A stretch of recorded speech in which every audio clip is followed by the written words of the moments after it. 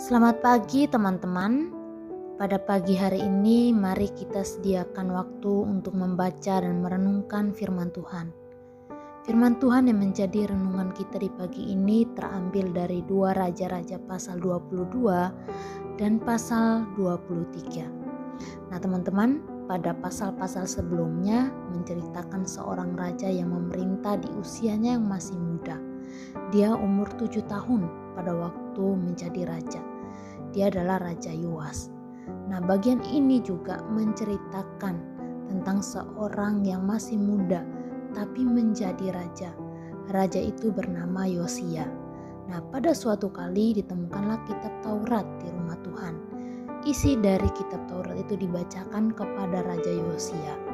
Setelah dibacakan kepada raja dan setelah mengetahui isi daripada kitab Taurat tersebut, ia menyadari, ia tahu bahwa orang-orang Israel telah melakukan begitu banyak perbuatan yang tidak sesuai dengan firman Tuhan.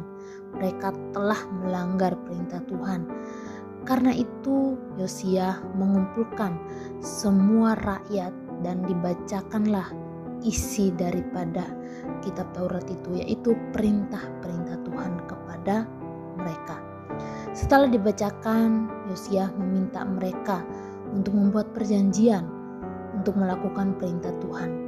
Di ayat 3 dikatakan begini, sesudah itu berdirilah raja dekat tiang dan diadakannya lah perjanjian di hadapan Tuhan untuk hidup dengan mengikuti Tuhan dan tetap menuruti perintah-perintahnya, peraturan-peraturannya dan ketetapan-ketetapannya dengan segenap hati dan dengan segenap jiwa, dan untuk menepati perkataan perjanjian yang tertulis dalam kitab itu.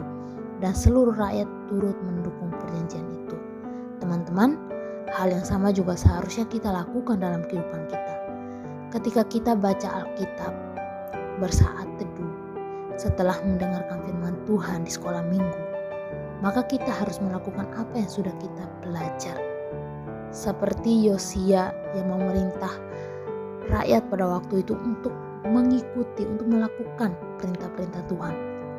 Maka kita juga belajar hal yang sama setelah baca Alkitab, setelah bersaat teduh.